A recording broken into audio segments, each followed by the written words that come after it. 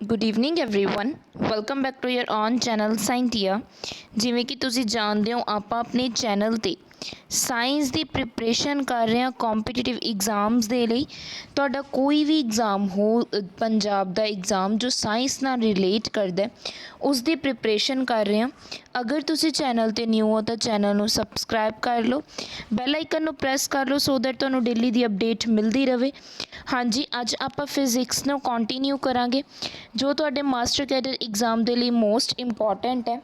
Clear, ਆਪਾਂ ने की है यूनिट स्टार्ट की सी क्वांटम फिजिक्स स्टार्ट की हुई है जिसनों आप की है स्टार्ट कंटिन्यू करांगे। जिसका लास्ट टॉपिक आप कर रहे सी डी ब्रॉगली रिलेशनस कर रहे सी। ठीक है जी, एक डी ब्रॉगली रिलेशन आप डिस्कस कर चुके हैं एंड नैक्सट अज आप गल करांगे डी ब्रॉगली रिलेशन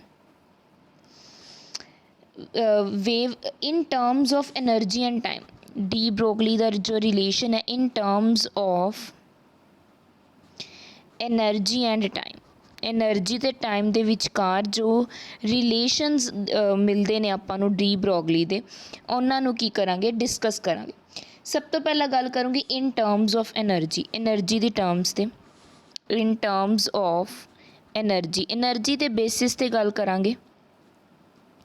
सब तो पहला देखो अपने को जो किनाइटिक एनर्जी होंगी है किसी भी पार्टिकल की, जिन्ना दा पार्टिकल का मास कितना एम होंदा, एक वेलोसिटी वी दे नाल मूव कर रहा होंदा तो उसकी अपने को किनाइटिक एनर्जी कितनी हो जाती है E is equal to half m v square, E is equal to half m v square हो जाता है। ठीक है जी, हुण अगर मैं इसनों एम नाल डिवाइड करदा, एम नाल की करदा मल्टीप्लाई करदा, एम नाल डिवाइड करता, एम नाल मल्टीप्लाई, एम वी स्केयर अपने को प्रेजेंट है।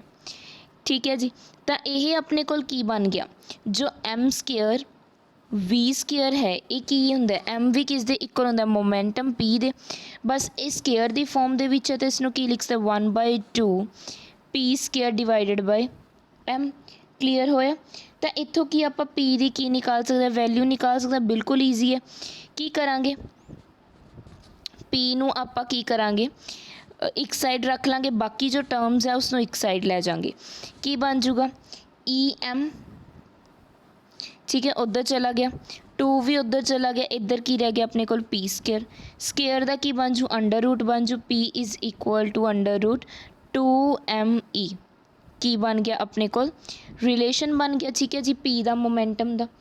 तो नैक्सट आप गल करांगे जो डी ब्रोगली का रिलेशन है वेव लेंथ लिए वो आप लास्ट क्लास से किया सी कितना होंदा एच बाय पी, पी की हुणे आप वैल्यू निकाली है h upon under root 2m e. ये तो हो गया in the form of energy, ध्यान दे विच रखना एनर्जी के फॉर्म दे विच अपने को लैम्डा की वैल्यू कितनी होएगी h upon under root 2m e. Clear, next आप गल करांगे इन टर्म्स ऑफ टैंपरेचर की, इन टर्म्स ऑफ टैंपरेचर की अगर मैं गल करा तो देखो टैंपरेचर दे विच अगर किनेटिक थ्योरी ऑफ गैसेस तो जो अपनी एवरेज किनेटिक एनर्जी होंदी है कोई भी मटीरियल पार्टिकल की वो कितनी हो जाती है अपने को ई इज़ इक्वल टू 3/2 KT इस दे इक्वल होंदी है एवरेज किनेटिक एनर्जी किस दे बेसिस ते जो अपने को की है kinetic theory of gases. Clear, तो हुण देखो हुण अपने हुणे किता गल कि लैम्डा किस दे इक्वल है जो एनर्जी का सीगा, किस दे equal C H upon under root 2m E. हुण मैं की कर सकती हाँ इस दे विच ई की वैल्यू पुट कर सकती हाँ, ईजी है करांगे आप पुट, तक इस दे इक्वल आ गया lambda is equal to h upon under root 2m e की वैल्यू कितनी है 3/2 KT। क्लीयर, हुण देखो 2 नाल 2 की हो गया कैंसल हो गया, अपने को की बच गया 3m KT, lambda is equal to h upon under root 3m KT अपने को बच गया। ठीक है जी, ये किसका रिलेशन है टैंपरेचर का रिलेशन है, किसका रिलेशन है टैंपरेचर का रिलेशन है, किस डी ब्रोगली का जो रिलेशन है इन टर्म्स ऑफ टैंपरेचर, ये अपने की करना है याद रखना है। ठीक है जी, क्लीयर होया, उम्मीद है तुहानू ये भी चीज़ की है समझ आ गई होगी। ਨੈਕਸਟ ਅਗਰ ਆਪਾਂ ਗੱਲ ਕਰੀਏ ਨੈਕਸਟ ਚੀਜ਼ ਦੀ, ਦੇਖੋ ਜੋ ਆਪਣੇ ਕੋਲ ਵੇਵ ਫੰਕਸ਼ਨ ਕੀ ਹੁੰਦਾ ਹੈ। ਨੈਕਸਟ ਆਪਾਂ ਗੱਲ ਕਰਾਂਗੇ ਵੇਵ ਫੰਕਸ਼ਨ ਦੀ।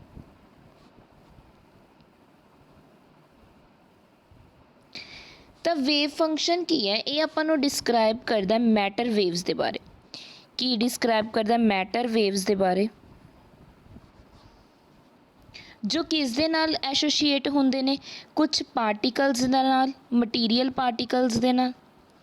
ਜਿਵੇਂ ਅਗਰ ਆਪਾਂ ਗੱਲ ਕਰੀਏ ਸਾਈ ਨੂੰ ਕਿਸ ਫਾਰਮ ਦੇ ਵਿੱਚ ਲਿਖ ਸਕਦੇ ਹਾਂ, x y z and t ਦੇ। ਕਲੀਅਰ ਹੈ ਤਾਂ ਆਪਾਂ ਨੂੰ। ਹੁਣ ਐਚ ਕੱਟ ਕਿਸ ਦੇ ਇੱਕ ਨੂੰ ਦੇ ਧਿਆਨ ਦੇ ਵਿੱਚ ਰੱਖਿਓ, ਐਚ ਅਪੋਨ 2 ਪਾਈ, ਇਹ ਆਪਾਂ ਨੂੰ ਪਤਾ ਹੀ ਹੁੰਦਾ। ਠੀਕ ਹੈ ਜੀ, ਇਹ ਕੀ ਹੋ ਗਿਆ ਆਪਣਾ ਵੇਵ ਫੰਕਸ਼ਨ ਹੋ ਗਿਆ। ਨੈਕਸਟ ਆਪਾਂ ਗੱਲ ਕਰਾਂਗੇ ਅਨਸਰਟੇਨਟੀ ਪ੍ਰਿੰਸੀਪਲ, ਹੈਜ਼ਨਬਰਗਸ ਅਨਸਰਟੇਨਟੀ ਪ੍ਰਿੰਸੀਪਲ। ਹੈਜ਼ਨਬਰਗ ਅਨਸਰਟੇਨਟੀ ਪ੍ਰਿੰਸੀਪਲ। ਕਲੀਅਰ। ਇਸ ਦੇ ਵਿੱਚ ਦੇਖੋ ਕਹਿੰਦੇ ਜਦੋਂ ਕਹਿੰਦੇ ਡਿਸਕਵਰੀ ਹੋ ਗਈ ਆਪਣੇ ਕੋਲ ਕਿਸ ਦੀ, wave nature of matter the. After Discovery of wave nature of matter, ਜਦੋਂ ਵੇਵ ਨੇਚਰ ਆਫ ਮੈਟਰ ਦੀ ਕੀ ਹੋਈ ਆਪਣੇ ਕੋਲ ਡਿਸਕਵਰੀ ਹੋ ਗਈ, ਤਾਂ ਕਹਿੰਦੇ ਇਹ ਡਿਫਿਕਲਟ ਹੋ ਗਿਆ ਦੱਸਣਾ, ਡਿਫਾਈਨ ਕਰਨਾ ਕਿ ਪਾਰਟੀਕਲ ਜੋ ਵਰਡ ਹੈ ਪਾਰਟੀਕਲ, ਇਸ ਨੂੰ ਕਹਿੰਦੇ ਡਿਫਾਈਨ ਕਰਨਾ ਕੀ ਹੋ ਗਿਆ ਸੀਗਾ, ਮੁਸ਼ਕਿਲ ਹੋ ਗਿਆ ਸੀ। ਠੀਕ ਹੈ ਜੀ, ਤਾਂ ਮਤਲਬ ਇਸ ਦੇ ਵਿੱਚ ਕੀ ਆ ਜਾਂਦਾ ਸੀ, ਕਹਿੰਦੇ ਕਲਾਸੀਕਲੀ ਕੀ ਕਹਿੰਦੇ ਸੀਗੇ ਕਿ ਜੋ ਪੋਜੀਸ਼ਨ ਹੈ ਐਂਡ ਮੋਮੈਂਟਮ ਹੈ ਕਿਸੇ ਪਾਰਟੀਕਲ ਦਾ, ਪੋਜੀਸ਼ਨ ਐਂਡ ਮੋਮੈਂਟਮ ਹੈ ਕਿਸੇ ਵੀ ਪਾਰਟੀਕਲ ਦਾ, ਆਫ ਅ ਪਾਰਟੀਕਲ, ਉਹ ਕਿਵੇਂ ਡਿਟਰਮਾਈਨ ਕਰ ਸਕਦੇ ਹਾਂ ਆਪਾਂ, ਸਟਿਮੂਲੈਂਸਲੀ ਡਿਟਰਮਾਈਨ ਕੀਤਾ ਜਾ ਸਕਦਾ ਹੈ ਐਂਡ ਪ੍ਰੀਸਾਈਜ਼ਲੀ। ਠੀਕ ਹੈ, ਮੀਨਸ ਇਹ ਕੀ ਹੁੰਦੇ ਨੇ, ਇੰਸਟੈਂਟ ਕਿਹਦੇ ਨਾਲ ਹੁੰਦੇ ਨੇ, ਟਾਈਮ ਨਾਲ, ਐਵਰੀ ਇੰਸਟੈਂਟ ਆਫ ਟਾਈਮ ਦੇ ਨਾਲ। ਠੀਕ ਹੈ ਜੀ, ਤਾਂ ਇਹਨਾਂ ਨੇ ਕੀ ਕਿਹਾ ਗਿਆ, ਕਹਿੰਦੇ ਇਸ ਦੇ ਵਿੱਚ ਇੱਕ ਇੰਟਰਸਟਿੰਗ ਚੀਜ਼ ਕੀ ਆਈ ਕਿ ਇਹ ਕੀ ਹੁੰਦੇ ਆ, ਜੋ ਵੀ ਪਾਰਟੀਕਲਸ ਹੈ, ਜਿੰਨੇ ਵੀ ਕਹਿੰਦੇ ਪਾਰਟੀਕਲਸ ਹੈ, ਕਹਿੰਦੇ ਉਹ ਉਹਨਾਂ ਦੀ ਆਪਾਂ ਕੀ ਕਹਿ ਸਕਦੇ ਹਾਂ, ਮਤਲਬ ਜੋ ਹੈਜ਼ਨਬਰਗ ਪ੍ਰਿੰਸੀਪਲ ਕੀ ਕਹਿਣਾ ਚਾਹੁੰਦੇ ਸੀਗੇ ਕਿ ਕੋਈ ਵੀ ਪਾਰਟੀਕਲ ਹੈ ਉਸ ਦੀ exact position and momentum, particle ਦੀ ਐਗਜ਼ੈਕਟ ਪੋਜੀਸ਼ਨ ਤੇ ਮੋਮੈਂਟਮ ਆਪਾਂ ਡਿਟਰਮਾਈਨ ਨਹੀਂ ਕਰ ਸਕਦੇ, can not determined simultaneously with detailed accuracy, ਜਾਂ ਸੋਰੀ ਆਪਾਂ ਕਹਿ ਸਕਦੇ ਵਿਦ ਪਰਫੈਕਟ ਐਕਿਊਰੇਸੀ ਜਾਂ ਡਿਜ਼ਾਇਰਡ ਐਕਿਊਰੇਸੀ। ਮਤਲਬ ਆਪਾਂ ਕੀ ਹੈ ਇਸ ਦੀ ਕੀ ਹੈ ਪੂਰੀ ਸਹੀ ਤਰੀਕੇ ਨਾਲ ਐਕਿਊਰੇਸੀ ਦੇ ਨਾਲ ਕੀ ਹੈ ਐਗਜ਼ੈਕਟ ਪੋਜੀਸ਼ਨ ਤੇ ਮੋਮੈਂਟਮ ਨਹੀਂ ਦੱਸ ਸਕਦੇ। ਕਲੀਅਰ, ਉਮੀਦ ਹੈ ਤੁਹਾਨੂੰ ਹੈਜ਼ਨਬਰਗ ਪ੍ਰਿੰਸੀਪਲ ਜੋ ਸਟੇਟ ਕਰ ਰਿਹਾ ਕਿ ਆਪਾਂ ਐਗਜ਼ੈਕਟ ਪੋਜੀਸ਼ਨ ਤੇ ਮੋਮੈਂਟਮ ਡਿਟਰਮਾਈਨ ਨਹੀਂ ਕਰ ਸਕਦੇ ਵਿਦ ਐਕਿਊਰੇਸੀ, ਪਰਫੈਕਟ ਐਕਿਊਰੇਸੀ ਦੇ ਨਾਲ। ਇਹਨਾਂ ਨੇ ਕੀ ਕੀਤਾ, ਇਹਨਾਂ ਨੇ ਲਿਆ ਡੈਲਟਾ ਐਕਸ ਕੀ ਆ ਆਪਣੇ ਕੋਲ, ਅਨਸਰਟੇਨਟੀ ਇਨ ਪੋਜੀਸ਼ਨ ਐਕਸ ਹੈ ਕਿਸੇ ਵੀ ਪਾਰਟੀਕਲ ਦਾ, ਐਂਡ ਡੈਲਟਾ ਪੀ ਆਪਣੇ ਕੋਲ ਕੀ ਹੈ, ਅਨਸਰਟੇਨਟੀ ਇਨ ਦ ਮੋਮੈਂਟਮ। ਠੀਕ ਹੈ ਜੀ, ਪੀ।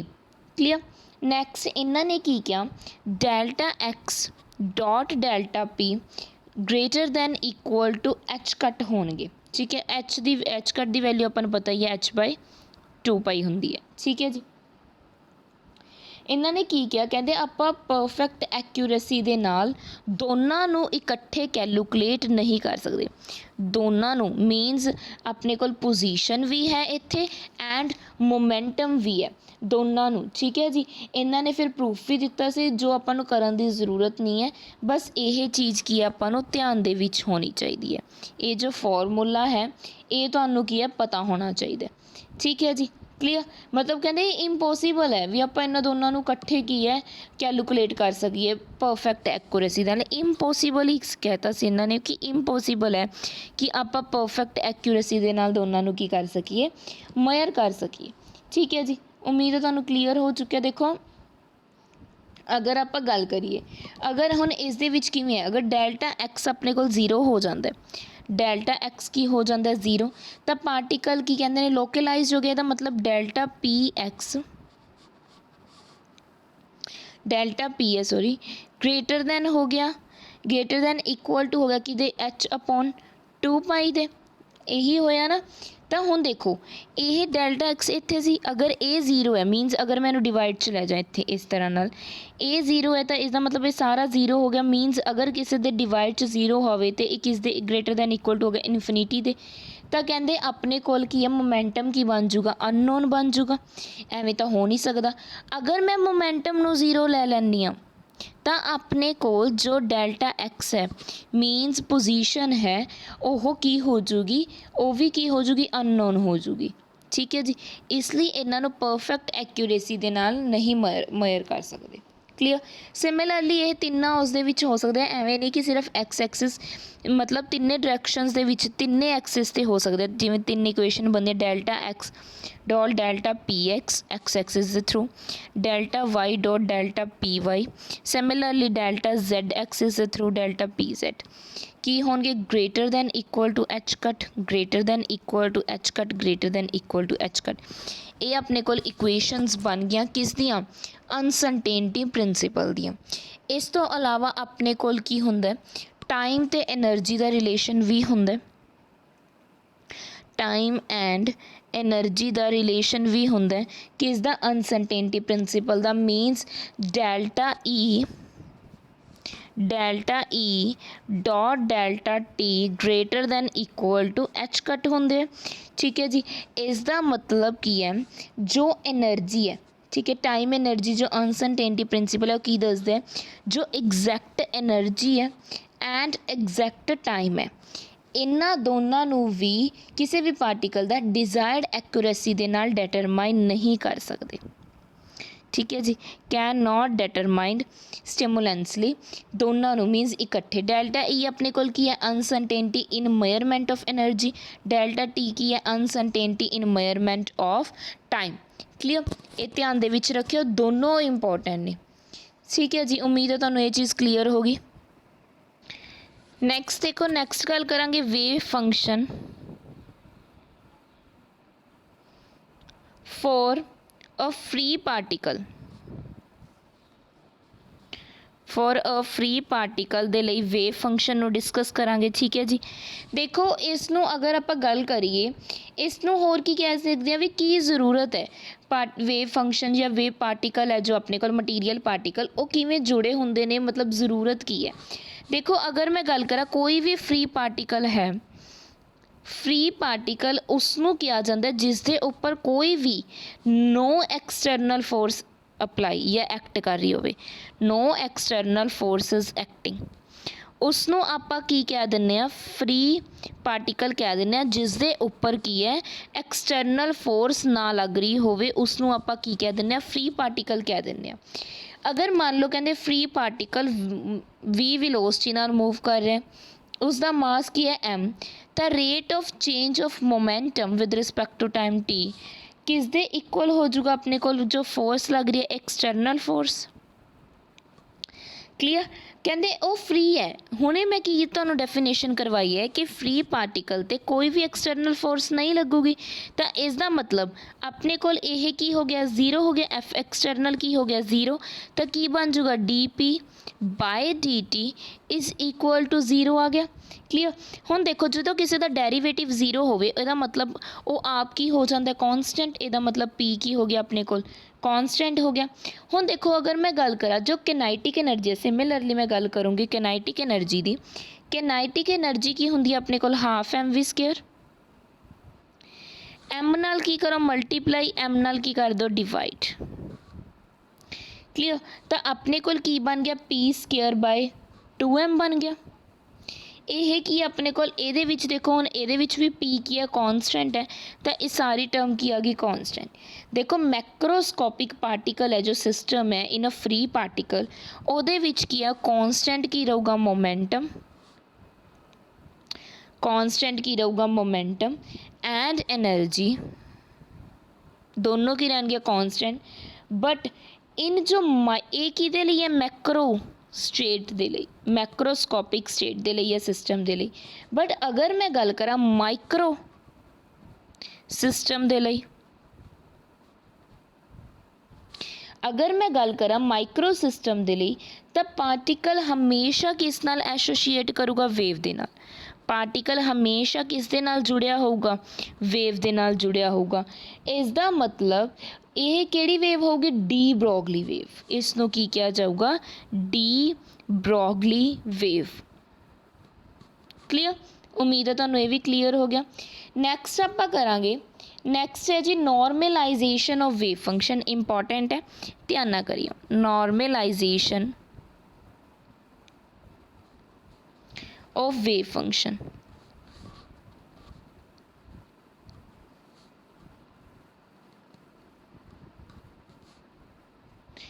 देखो ਇਹਦੇ ਵਿੱਚ ਕੀ ਹੈ, ਕਹਿੰਦੇ ਪ੍ਰੋਬੇਬਿਲਿਟੀ ਪੀ ਪ੍ਰੋਬੇਬਿਲਿਟੀ ਕੋਈ ਵੀ ਪਾਰਟੀਕਲ ਨੂੰ ਸਪੇਸ ਦੇ ਵਿੱਚ ਫਾਈਂਡ ਕਰਨ ਦੀ ਉਹ ਪ੍ਰਪੋਰਸ਼ਨਲ ਹੁੰਦੀ ਹੈ ਸਾਈ ਦੇ ਸਕੇਅਰ ਦੇ, ਮੋਡਲੂ ਆਫ ਸਾਈ ਸਕੇਅਰ। ਠੀਕ ਹੈ ਜੀ, ਹੁਣ ਇਹਨੂੰ ਐਵੇਂ ਵੀ ਲਿਖ ਸਕਦੇ ਆਪਾਂ ਸਾਈ ਸਟਾਰ ਸਾਈ ਦੇ। ਠੀਕ ਹੈ ਜੀ, ਮੀਨਸ ਇਹਦਾ ਕੰਜੂਗੇਟ ਹੈ ਨਾਲ। ਕਹਿੰਦੇ ਅਗਰ ਮੈਂ ਗੱਲ ਕਰਾਂ, ਇਹ ਕੀ ਹੈ, ਪ੍ਰੋਬੇਬਿਲਿਟੀ ਹੈ ਕਿਸੇ ਵੀ ਪਾਰਟੀਕਲ ਨੂੰ ਫਾਈਂਡ ਕਰਨ ਦੀ। ਹੁਣ ਇਹ ਕੰਸੀਡਰ ਕਰ ਲਓ ਇਕੁਅਲ ਟੂ ਯੂਨਿਟੀ ਹੈ। ਪ੍ਰੋਬੇਬਿਲਿਟੀ ਕਿਸੇ ਵੀ ਪਾਰਟੀਕਲ ਨੂੰ ਫਾਈਂਡ ਕਰਨ ਦੀ ਕੀ ਕਰਵਾਇਆ ਆਪਾਂ ਹੁਣੇ, ਸੌਰੀ, ਸਾਈ ਸਟਾਰ ਸਾਈ। ਇਸ ਨੂੰ ਮੈਂ ਕੀ ਲਿਖ ਸਕਦਾ, ਇੰਟੀਗ੍ਰੇਸ਼ਨ 'ਚ ਲਿਖ ਸਕਦੇ ਹਾਂ -minus infinity to infinity psi star psi d cube r ਕਿਸ ਦੇ ਇਕੁਅਲ ਹੋ ਜੂਗੀ, 1 ਦੇ ਇਕੁਅਲ ਹੋਗੀ। ਠੀਕ ਹੈ ਜੀ, ਕਿਸ ਦੇ ਇਕੁਅਲ ਹੋਗੀ, 1 ਦੇ। ਨੋਰਮਲਾਈਜੇਸ਼ਨ ਫੰਕਸ਼ਨ ਦੇ ਲਈ ਆਪਣੇ ਕੋਲ ਜੋ ਆਪਣੇ ਕੋਲ ਪ੍ਰੋਬੇਬਿਲਿਟੀ ਹੈ ਕਿਸੇ ਵੀ ਪਾਰਟੀਕਲ ਨੂੰ ਫਾਈਂਡ ਕਰਨ ਦੀ, ਉਹ ਕਿੰਨੀ ਰਹਿ ਜੂਗੀ, ਆਪਣੇ ਕੋਲ 1 ਹੋਊਗੀ। ਇਹ ਧਿਆਨ ਦੇ ਵਿੱਚ ਰੱਖਿਓ। ਠੀਕ ਹੈ ਜੀ, ਹਮੇਸ਼ਾ ਧਿਆਨ ਦੇ ਵਿੱਚ ਰੱਖਣਾ 1 ਹੋਊਗੀ। ਕਲੀਅਰ, ਤਾਂ ਇਸ ਦੇ ਵਿੱਚ ਉਸ ਫੰਕਸ਼ਨ ਨੂੰ ਕੀ ਕਿਹਾ ਜਾਂਦਾ, ਨੋਰਮਲਾਈਜ਼, ਜਿਸ ਦੀ ਪ੍ਰੋਬੇਬਿਲਿਟੀ 1 ਦੇ ਇਕੁਅਲ ਹੋਗੀ। ਇਹਦੇ ਲਈ ਕੰਡੀਸ਼ਨਸ ਕੀ ਨੇ, ਜੋ ਆਪਣੇ ਕੋਲ ਸਾਈ ਹੈ ਇਹ ਸਿੰਗਲ ਵੈਲਿਊਡ ਫੰਕਸ਼ਨ ਹੋਣਾ ਚਾਹੀਦਾ। ਸਾਈ ਕੀ ਹੈ, ਸਿੰਗਲ ਵੈਲਿਊਡ ਫੰਕਸ਼ਨ ਹੋਣਾ ਚਾਹੀਦਾ। ਕਲੀਅਰ, ਇਸ ਤੋਂ ਇਲਾਵਾ ਸਾਈ ਦਾ ਕੀ ਹੈ, ਫਾਈਨਾਈਟ। ਸਾਈ ਦੀ ਵੈਲਿਊ ਕੀ ਹੋਣੀ ਚਾਹੀਦੀ ਹੈ, ਫਾਈਨਾਈਟ ਹੋਣੀ ਚਾਹੀਦੀ ਹੈ ਐਟ ਐਵਰੀ ਪੁਆਇੰਟ, ਹਰੇਕ ਪੁਆਇੰਟ 'ਤੇ, at every point Sai the value ਕੀ ਹੋਣੀ ਚਾਹੀਦੀ ਹੈ, ਫਾਈਨਾਈਟ ਹੋਣੀ ਚਾਹੀਦੀ ਹੈ। ਸਾਈ ਹੁੰਦਾ ਕੀ ਹੈ, ਸਾਈ ਫਸਟ ਡੈਰੀਵੇਟਿਵ ਹੁੰਦਾ curl psi by curl x ਦੇ ਵਿਦ ਰਿਸਪੈਕਟ ਟੂ, ਵਾਈ ਦੇ with respect to and z ਦੇ ਵਿਦ ਰਿਸਪੈਕਟ ਟੂ, ਜੋ ਕੀ ਹੁੰਦੇ ਨੇ, ਕੰਟੀਨਿਊਸ ਹੁੰਦੇ ਨੇ। ਜੋ ਕੀ ਹੁੰਦੇ ਨੇ, ਕੰਟੀਨਿਊਸ ਹੁੰਦੇ ਨੇ। ਇਹ ਮਸਟ ਵੀ ਕੰਟੀਨਿਊਸ ਹੋਣੇ ਚਾਹੀਦੇ ਨੇ। ਕਲੀਅਰ, ਉਮੀਦ ਹੈ ਤੁਹਾਨੂੰ ਕਲੀਅਰ ਹੋ ਚੁੱਕਿਆ। ਇਹ ਕੀ ਹੋਣੇ ਚਾਹੀਦੇ ਨੇ, ਕੰਟੀਨਿਊਸ। ਇਸ ਨੂੰ ਆਪਾਂ ਕੀ ਕਹਿ ਦਿੰਦੇ ਹਾਂ, ਨੋਰਮਲਾਈਜੇਸ਼ਨ ਫੰਕਸ਼ਨ ਕਹਿ ਦਿੰਦੇ ਹਾਂ। ਠੀਕ ਹੈ ਜੀ, ਹੁਣ ਇਹਦੇ ਵਿੱਚ ਅਗਰ ਆਪਾਂ ਗੱਲ ਕਰੀਏ, ਇਹਨੂੰ ਵੈਸੇ ਕੰਡੀਸ਼ਨਸ ਵੀ ਹੁੰਦੀ ਹੈ, ਤੁਸੀਂ ਫਾਈਂਡ ਆਊਟ ਕਿਵੇਂ ਕਰ ਸਕਦੇ ਹੋ। ਤਾਂ ਆਪਾਂ ਸਾਈ ਨੂੰ ਕਿਵੇਂ ਲੈ ਸਕਦੇ ਹੁੰਦੇ ਹਾਂ, ਜਿਵੇਂ ਹੁਣ ਮੈਨੇ ਇੱਥੇ ਪ੍ਰੋਬੇਬਿਲਿਟੀ ਕਰਵਾਈ ਹੈ ਇਸ ਤਰ੍ਹਾਂ ਨਾਲ। ਇਹਨੂੰ ਅਗਰ ਆਪਾਂ ਸਮਝਣਾ ਚਾਹੀਏ ਤਾਂ ਇਹਨੂੰ ਐਕਸ ਅਤੇ ਟੀ ਦੀ ਫੋਰਮ ਦੇ ਵਿੱਚ ਵੀ ਲੈ ਸਕਦੇ ਹਾਂ, ਜਿਵੇਂ ਪ੍ਰੋਬੇਬਿਲਿਟੀ ਪਰ ਯੂਨਿਟ ਲੈਂਥ ਦੇ ਅਕੋਰਡਿੰਗ ਸਾਈ ਸਟਾਰ ਐਕਸ ਕੋਮਾ ਟੀ। ਠੀਕ ਹੈ ਜੀ, ਨਾਲ ਕੀ ਆ ਜੋ ਸਾਈ ਐਕਸ ਟੀ, ਕਿਉਂਕਿ ਆਪਾਂ 2 ਫੰਕਸ਼ਨ ਲਏ ਸੀ ਨਾ। ਇਸ ਤਰ੍ਹਾਂ ਨਾਲ ਲੈਂਥ ਦੇ ਲਈ ਆਪਾਂ ਕੀ ਲਾ ਦਿੰਦੇ ਹਾਂ, ਡੀ ਐਕਸ ਲਾ ਦਿੰਦੇ ਹਾਂ। ਇੱਕ ਪਰਟੀਕੂਲਰ ਲੈਂਥ 'ਤੇ ਜਾ ਰਿਹਾ, ਪਰ ਯੂਨਿਟ ਲੈਂਥ ਦੀ ਆਪਾਂ ਜਿਵੇਂ ਹੁਣ ਆਹ ਕੀ ਲੈ ਲਿਆ ਪੋਰਸ਼ਨ, ਇਹ ਕੀ ਹੋ ਗਿਆ, ਡੀ ਐਕਸ ਹੋ ਗਿਆ। ਕਲੀਅਰ, ਪਰ ਯੂਨਿਟ ਲੈਂਥ ਦੀ ਤਾਂ ਇੱਥੇ ਕੀ ਆ ਗਿਆ, ਪੀ ਡੀ ਐਕਸ। ਇਹ ਸੇਮ ਆ ਜਾਊਗਾ ਸਾਈ ਸਟਾਰ ਐਕਸ ਟੀ ਅਤੇ ਸਾਈ ਐਕਸ ਟੀ। ਤਾਂ ਇਸ ਦੀ ਫਿਰ ਆਪਾਂ ਕੀ ਕਰ ਦਿੰਦੇ ਹੁੰਦੇ ਹਾਂ, ਇੰਟੀਗ੍ਰੇਸ਼ਨ। ਉੱਥੇ ਮੈਂ ਡਾਇਰੈਕਟ ਦੱਸਿਆ ਸੀ ਤਾਂ ਸੋਚਿਆ ਇੱਕ ਵਾਰ ਕਰਵਾ ਦਾਂ। ਕੀ ਬਣ ਜੂ, ਤਾਂ ਇੰਟੀਗ੍ਰੇਸ਼ਨ ਕਰਾਂਗੇ ਅਤੇ ਪੀ ਰਹਿ ਗਿਆ, ਡੀ ਐਕਸ ਕੱਟਿਆ ਜਾਊਗਾ ਅਤੇ ਇਸ side -minus infinity to infinity psi star X comma T ਨਾਲ ਕੀ ਬਣ ਗਿਆ, psi X T with respect to ਅਗਰ ਆਪਾਂ ਗੱਲ ਕਰੀਏ ਡੀ ਐਕਸ, ਇਸ ਦਾ ਕੀ ਹੋ ਜੂ, ਡਿਫਰੈਂਸ਼ੀਏਟ ਹੋ ਜੂਗਾ, ਸੌਰੀ ਇੰਟੀਗ੍ਰੇਸ਼ਨ ਹੋ ਜੂਗੀ। ਤਾਂ ਕੋਈ ਵੀ ਪਾਰਟੀਕਲ ਅਗਰ ਐਗਜ਼ਿਸਟ ਕਰਦਾ ਸਮਵੇਅਰ ਔਨ ਐਕਸਿਸ ਦੇ ਉੱਪਰ, ਅਗਰ ਕੋਈ ਵੀ ਪਾਰਟੀਕਲ ਐਗਜ਼ਿਸਟ ਕਰਦਾ ਉਹਨੂੰ ਨੋਰਮਲਾਈਜੇਸ਼ਨ ਕਦੋਂ ਕਿਹਾ ਜਾਊਗਾ, ਜਦੋਂ ਉਹਦੀ ਕੀ ਹੈ, ਜੋ ਫੰਕਸ਼ਨ ਦੀ integration -minus infinity to infinity psi star X comma t psi X t ਕਿਸ ਦੇ ਇਕੁਅਲ ਹੋ ਜੂਗਾ, ਜਦੋਂ 1 ਦੇ ਇਕੁਅਲ ਹੋ ਜੂਗਾ। ਇਸ ਨੂੰ ਆਪਾਂ ਕੀ ਬੋਲ ਦਿੰਦੇ ਹਾਂ, ਨੋਰਮਲਾਈਜੇਸ਼ਨ ਫੰਕਸ਼ਨ ਬੋਲ ਦਿੰਦੇ ਹਾਂ। ਉਮੀਦ ਹੈ ਤੁਹਾਨੂੰ ਅੱਜ ਦੇ ਸਾਰੇ ਕੰਸੈਪਟਸ ਕਲੀਅਰ ਹੋ ਗਏ ਹੋਣੇ। ਕੋਈ ਡਾਊਟ ਹੋਇਆ ਤਾਂ ਪੁੱਛ ਲਿਓ। ਠੀਕ ਹੈ ਜੀ, ਇਹ ਧਿਆਨ ਦੇ ਵਿੱਚ ਰੱਖਿਓ ਜੋ ਆਪਾਂ ਨੇ ਕੀ ਕੀਤੇ ਨੇ, ਕੰਡੀਸ਼ਨਸ ਕੀਤੀਆਂ ਨੇ। ਕੰਡੀਸ਼ਨਸ ਧਿਆਨ ਦੇ ਵਿੱਚ ਰੱਖਣੀਆਂ ਨੇ। ਠੀਕ ਹੈ ਜੀ, ਕਲੀਅਰ। ਨੈਕਸਟ ਆਪਾਂ ਨੈਕਸਟ ਲੈਕਚਰ ਦੇ ਵਿੱਚ ਕਰਾਂਗੇ। ਅਗਰ ਅੱਜ ਦੀ ਵੀਡੀਓ ਅੱਛੀ ਲੱਗੀ ਹੈ ਤਾਂ ਵੀਡੀਓ ਨੂੰ ਲਾਈਕ ਕਰਿਓ, ਪਲੀਜ਼ ਸ਼ੇਅਰ ਕਰਿਆ ਕਰੋ ਜਿੰਨਾ ਹੋ ਸਕਦਾ ਆਪਣੇ ਫਰੈਂਡਸ ਨਾਲ। ਤੁਸੀਂ ਸ਼ੇਅਰ ਬਹੁਤ ਘੱਟ ਕਰਦੇ ਹੋ, ਠੀਕ ਹੈ ਜੀ। ਐਂਡ ਫੀਡਬੈਕ ਦਿਆ ਕਰੋ, ਮੈਨੂੰ ਵਧੀਆ ਲੱਗਦਾ, ਫਿਰ ਤਾਂ ਹੀ ਆਪਾਂ ਡੇਲੀ ਵੀਡੀਓਜ਼ ਬਣਾਵਾਂਗੇ, ਠੀਕ ਹੈ ਜੀ। ਫੀਡਬੈਕ ਜ਼ਰੂਰ ਦਿਆ ਕਰੋ। ਐਂਡ ਅਗਰ ਆਪਾਂ ਗੱਲ ਕਰੀਏ ਜਿਨ੍ਹਾਂ ਨੇ ਟੈਲੀਗ੍ਰਾਮ ਗਰੁੱਪ ਨਹੀਂ ਜੁਆਇਨ ਕੀਤਾ, ਟੈਲੀਗ੍ਰਾਮ ਗਰੁੱਪ ਜੁਆਇਨ ਕਰ ਲਓ। ਆਪਣੇ 2 ਟੈਲੀਗ੍ਰਾਮ ਗਰੁੱਪ ਹੈ, ਇੱਕ ETT ਬੇਸਡ ਹੈ ਐਂਡ ਇੱਕ ਮਾਸਟਰ ਕੈਡਰ ਬੇਸਡ ਹੈ। ਤੁਸੀਂ ਜਿਸ ਦੀ ਵੀ ਕੋਚਿੰਗ ਲੈ ਰਹੇ ਹੋ, ਸਟੱਡੀ ਕਰ ਰਹੇ ਹੋ, ਉਹ ਕੀ ਕਰ ਸਕਦੇ ਹੋ, ਜੁਆਇਨ ਕਰ ਸਕਦੇ ਹੋ ਉਸ ਟੈਲੀਗ੍ਰਾਮ ਗਰੁੱਪ ਨੂੰ। ਮੈਂ ਡਿਸਕ੍ਰਿਪਸ਼ਨ ਬਾਕਸ ਵਿੱਚ ਦੋਨਾਂ ਦੇ ਲਿੰਕ ਪ੍ਰੋਵਾਈਡ ਕਰ ਦੂੰਗੀ।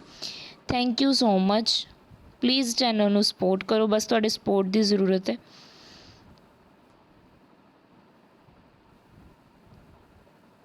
Thank you.